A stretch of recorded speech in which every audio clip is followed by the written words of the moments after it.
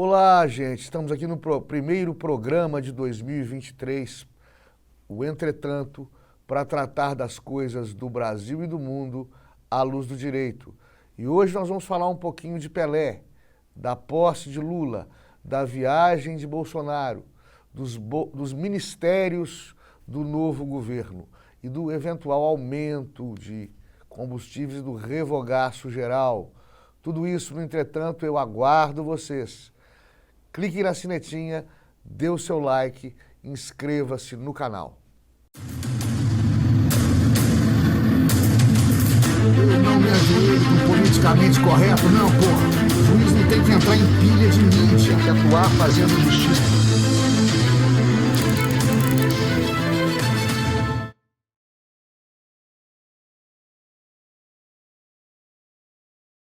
Em 2023 tem tudo para ser um ano de muitas novidades, algumas delas ruins, outras boas. Esperemos que prevaleçam as boas. Eu, de minha parte, tenho muito receio pela insegurança jurídica em que vivemos, com a criação de inúmeros precedentes jurisprudenciais. O que é isso? São decisões de tribunais que se tornam regra geral no Poder Judiciário, utilizadas pelos juízes e tribunais inferiores. Esses precedentes jurisprudenciais novos, essa nova visão da Constituição Federal, bastante criticada por muitos, que provém dos Supremos lá do STF. Vamos ver no que dá. Vamos ver no que dá Lula no poder que ele tanto pranteou e que tanto lutou por esse poder, a tal ponto que esqueceu completamente de plataforma de governo, de projeto de governo. O único projeto de Lula foi destronar Jair Bolsonaro. Agora ele, às pressas, tenta reescrever a sua história em mais 4 anos à frente do governo federal desta nossa republiqueta. Será? Os números da economia com Jair Bolsonaro, se você considerar a pandemia e o pós-pandemia, ou seja, Bolsonaro foi um presidente que na maior parte do tempo não conseguiu governar em sua plenitude, em primeiro lugar, por conta da enorme oposição que sofreu dentro dos próprios aparelhos governamentais, o denominado fogo amigo, né? Além disso, ele, Jair Bolsonaro, teve um monte de medidas de governo obstaculizadas pelo STF. E, por fim, a pandemia chegou para ficar por 2 anos, já se foi, muito embora tenha muita pessoa neurótica e ainda pregando distanciamento social, uso de máscara, etc, etc, mas, enfim, acabou a pandemia. E, oficialmente, ela é passado, né? Hoje nós temos uma endemia, uma doença que entrou no nosso calendário vacinal e vamos tocando. Apesar disso tudo, o governo Bolsonaro foi exitoso do ponto de vista econômico. Nós tivemos um superávit recorde, nós tivemos uma moeda que foi a segunda do mundo a mais crescer durante os períodos da pandemia. Nós nos tornamos o 4º país do mundo a mais atrair investimento em capital estrangeiro, investimento em dólar, ao longo dos 4 anos da gestão de Jair Bolsonaro. Por isso preocupa esse revogaço geral de Luiz Inácio Lula da Silva. É muito comum que quando um adversário político sucede ao seu opositor ideológico, ele desfaça algumas medidas que foram implementadas por aquele governante que se vai. Isso é bastante comum, principalmente, você observa isso bastante, na troca de faixas entre prefeitos de cidades pequenas e médias. Prefeito vai embora, prefeito entra. O prefeito que foi embora inaugurou uma creche, o prefeito que chega desativa a creche. Prefeito que vai embora tinha construído uma escola, o prefeito que entra pega essa escola e faz ela virar um posto de saúde. Isso é ridículo, mas é comum. E acontece no Brasil. essa nossa enorme republiqueta de bananas que, vez ou outra, nos enche de orgulho, vez ou outra, nos entristece, como tudo na vida. Mas se esse revogaço geral realmente acontecer, preocupa-me, sobremodo, manter aos bons níveis da economia brasileira. Um exemplo disso é a renúncia fiscal elaborada por Paulo Guedes e chancelada por Jair Bolsonaro, que retirou dos preços dos combustíveis as tarifas referentes a impostos federais, o que forçou para baixo e diminuiu o valor dos combustíveis no último ano do governo de Jair Bolsonaro, impedindo aí um aumento geral que foi mundial e que só foi detido também por outras economias através desse mecanismo de renúncia fiscal. Se Lula abrir mão desses impostos, como Bolsonaro fez, vamos ter preços de combustíveis compatíveis com o atual bom estado da economia e com o bolso dos brasileiros, que ainda se ressente, né, com um início de estagnação econômica que só agora vem sendo debelado. Por outro lado, se Lula abrir mão da renúncia fiscal, ou seja, renunciar à renúncia dos tributos, voltar a fazer incidir impostos federais no preço dos combustíveis, nós vamos ter imediatamente um aumento geral de preços nas bombas desses postos, com ampla influência negativa, pejorativa, sobre todo o mercado interno. Porque não há nada que não seja afetado no Brasil pelo preço dos combustíveis. Aumentou o combustível, aumenta tudo, né? Preocupante isso. Eu estava em uma das minhas viagens para tratar de projetos culturais, eu estava em um evento literário em Nova York e, como de hábito, lá eu utilizo muito táxi, né? Na época era o Yellow Cab, o famoso Yellow Cab. Hoje está quase tudo substituído por Uber. Mas há 4, 5 anos atrás, aproximadamente, era o Yellow Cab. E esses táxis dentro de Nova York, em sua maioria esmagadora, são conduzidos por imigrantes, né? Então eu peguei muito táxi com jamaicano, com venezuelano, com surinamense, etc, etc. Por incrível que pareça, esse táxi que eu peguei era conduzido por um motorista americano, André.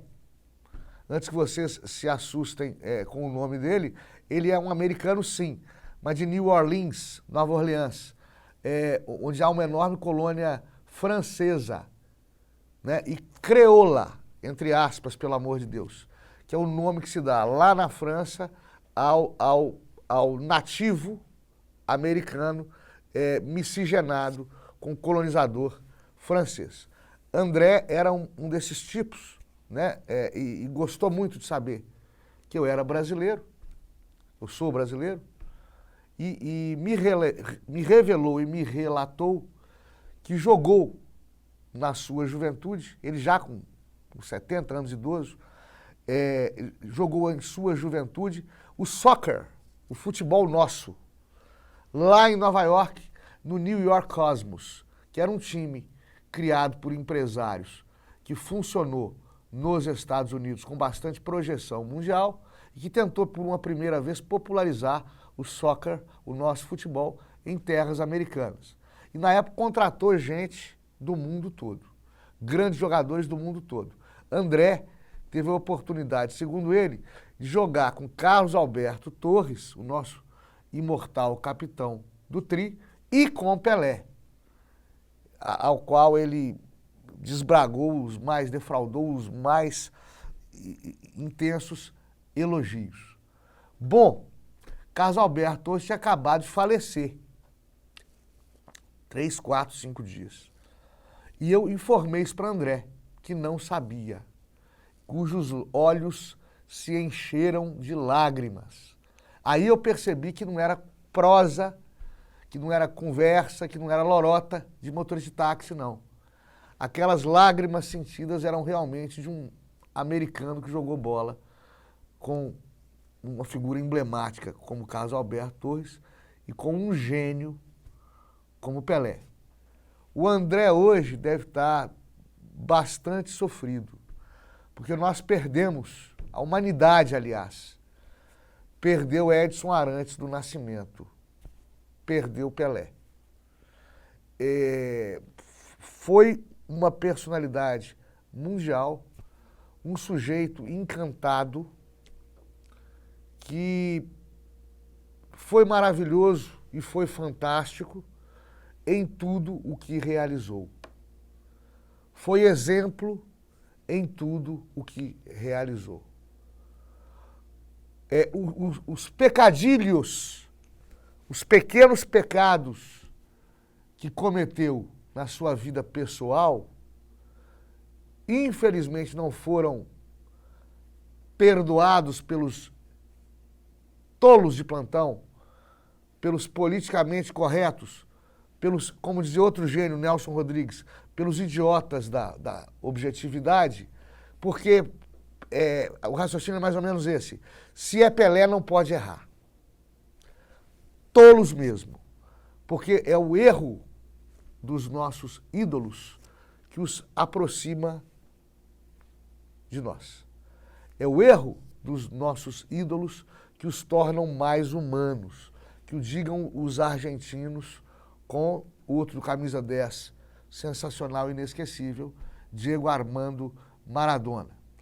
Também se criticou a Pelé porque não teria combatido com seu discurso, com suas atitudes na época, o governo militar de exceção. Que ele não tenha praticado ações positivas contra o racismo ou a favor da igualdade racial, ou que ele não tenha assumido a uma de suas filhas. Bem, são idiotas. Simples assim, são idiotas. Pelé, com a bola nos pés, fez muito mais, não só pelos seus filhos, mas por todos os nossos filhos. Pelé fez muito mais pelas liberdades e pelos afrodescendentes que milhares de políticos, de militantes de plantão. No meio de um lodaçal de problemas, de mágoas, de decepções e de vergonhas brasileiras, Pelé foi e é um dos poucos motivos de orgulho nacional. Um dos poucos motivos de satisfação incondicional por sermos todos cidadãos brasileiros. E com muito orgulho, Pelé, de onde está, nos ilumine a todos, como iluminou em vida. Porque Jair Bolsonaro está viajando para os Estados Unidos, viajou para os Estados Unidos, na verdade, a passeio, que o seja, estão dizendo que ele está fugindo para não ser preso. Isso é coisa de republiqueta, de bananas. Vou lembrar do Caco Antibes, isso é coisa de pobre, né? O Caco Antibes do Sai de Baixo falava. Eu falo de cadeira porque, juridicamente, à luz do direito, já fui contra a condenação do Lula, a prisão do Michel Temer e o impeachment da Dilma. Vou dizer rapidamente, porque o que eu já falei aqui, né? A condenação do Lula parte do absurdo de que ele era corrupto passivo quando não era mais servidor público, quando não era mais presidente da República. O crime de corrupção passiva só pode ser praticado por servidor público. A coisa começa daí. No caso do Michel Temer, um velhinho de 80 anos, foi preso por truculentos espadaúdos policiais federais de posse de submetralhadoras por um suposto crime antigo, um crime já rodado, sem contemporaneidade alguma, e do qual, aliás, Temer foi posteriormente absolvido. Nem o PT gostou da prisão de Michel Temer. E o impeachment de Dilma, outro absurdo. Ela só foi alvo de impeachment porque é uma arrogante, incompetente, porque ela não cometeu absolutamente crime algum. Não é crime ser burro no Brasil. Bem, agora Jair Bolsonaro viaja e falam que ele está fugindo de ser preso. Eu não vou dizer que ele não vai ser preso, não, porque nessa republiqueta de bananas tudo é possível, mas seria mais um absurdo jurídico, dentre os muitos absurdos jurídicos que se vem cometendo no Brasil a luzes claras, ao brilhante sol do meio-dia, perante os auspiciosos cruzares de braço da população jurídica, do núcleo jornalístico, das grandes mídias, dos formadores de opinião, das celebridades, dos intelectuais e dos pseudo-intelectuais. Todos nós omissos com as iniquidades, as interpretações draconianas e os rasgares de Constituição Federal que estamos vendo ao longo dos dias, destes tristes e duros dias da nossa infeliz república. Olavo de Carvalho, lá nos idos de 2015, dizia o seguinte: Olavo tinha razão, hein?